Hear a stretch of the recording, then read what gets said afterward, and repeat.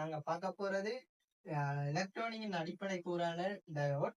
இந்த டயோட் என்பது ஒரு கரண்ட ஒரு சைட் அனுமதிக்கும், மற்ற சைட் திருப்பி ஜாயின் பண்ணும்போது கரண்ட அனுமதிக்காது. சின்னத்துல இருந்து பாதுகாக்கிறதுக்காண்டி இந்த டயோட்டை பயன்படுத்துவோம். சரியா? டயோட் என்றது ஒரு செமிகண்டக்டர். முன்ன கடத்துற தன்மைக்கு ஏற்ற மாதிரி மூண்டா வகைப்படுத்துவோம். அதாவது கண்டக்டர் என்றா கடத்தி, காவலிண்டா இன்சுலேட்டர், செமிகண்டக்டர் என்றா அரை கடத்தி. சரியா?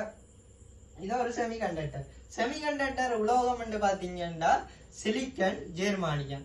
சரியா? இப்ப சிலிக்கன் என்றா வோல்டேஜ் என்றது முதல் வீடியோல பார்த்திருப்போம். மற்ற கரண்ட், டிசி, ஏசி என்பவற்றை முதல் வீடியோல பார்த்திருப்போம். மற்ற ரெசிஸ்டர், கெப்பாசிட்டரும் பற்றி பார்த்திருப்போம். இதை பார்க்காதவர்கள் முதல் வீடியோ இருக்கு இந்த சேனல்ல மறக்காம பார்த்து கொள்ளுங்க. சரியா? இப்ப டயோட்டுக்குள்ள வருவோம். இப்ப டயோட்ன்றது சிலிக்கன் பாத்தீங்கன்னா சிலிக்கன் ஒரு அணுதானே, அணுகள் சேர்ந்துதானே ஒரு உலோகம் உருவாகுது. அப்ப சிலிக்கன்ல இப்ப நாங்க ஒரு குறிப்பிட்ட ஒரு உலோகத்தை கலக்கும் போது இப்ப என்னன்னு சொல்றேன்னா, இப்ப உலோகத்தை கலக்கும் போது ஃப்ரீல இறுதி ஓட்டுல இலத்திரன்கள் காணப்படும். நீங்க சயின்ஸ்ல படிச்சிருப்பீங்க, அணுவுல 3 வகையான இடங்கள் இருக்கு. அதாவது நியூட்ரான், புரோத்ரான், இலத்திரான். அதுல இலத்திரானை பிரிச்சு எடுப்போம். சரியா? இலத்திரன்டா இப்ப இதுல இலத்திரன் இருக்கிறத பிரிச்சு இறுதி ஓட்டுல இருந்து எடுத்தோம்னா இது ஃப்ரீ இலத்திரனா ஆயிரும். இதை ஹோல்ஸ்ண்டுவோம். சரியா?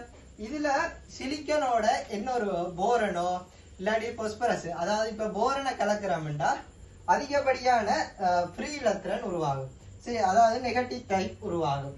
அடுத்தது சிலிக்கனோட பொஸ்பரஸ் கலந்தோம்டா அதிகப்படியான கோல்ஸுகள் உருவாகும். சரியா? இப்ப கோல்ஸுகளை பாசிட்டிவ் டைப்ண்டுவோம். சரி, அதாவது பி டைப் மெட்டீரியல். பிறகு அதன் இறுதியோட்டுல ஃப்ரீ இலத்திரன் அதிகமா இருக்கும் போது அதை நெகட்டிவ் டைப்ண்டுவோம். சரியா? இதை பிஎன் ஜங்ஷன், அதாவது 2 ஏற்றங்கள். இப்ப இத கோல்ஸ பிளஸ் இலத்திரன மைனஸ் வச்சீங்கன்னா இப்ப இந்த 2 ஏற்றங்கள் ஒன்று கவரும். சரியா? ஒவ்வொரு ஏற்றங்களும் ஒன்று கவரும். கவர்றதால ஒரு லேயர் மாதிரி உருவாகும்.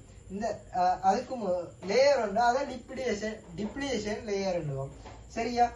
இந்த லேயருக்கு முதல் இதுல 2 உலோகத்தை இப்ப பிரிச்சு எடுத்திருக்கோம்ல, பாசிட்டிவ் டைப் நெகட்டிவ் டைப்பை சேர்க்கிறதால ஒரு ஜங்ஷன் ஒன்று உருவாகும். அதை சொல்றது பிஎன் ஜங்ஷன். சரியோ? டயோட் ஒரு வன்முறை தானே, இந்த குறியீடு இப்படித்தான் இருக்கும். இதுல நாங்க ஃபார்வர்ட் பேஸ்ல இணைக்கும் போது டயோட்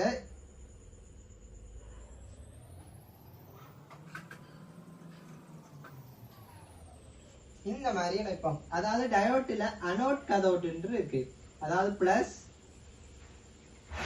மைனஸ். சரியா? அனோட் கதோட். அதே மாதிரி பட்டியில பிளஸ் மைனஸ், பிளஸுக்கு பிளஸ், மைனஸுக்கு மைனஸையும் இணைப்போம். சரியா? ரிவர்ஸ் பேஸ்ன்றது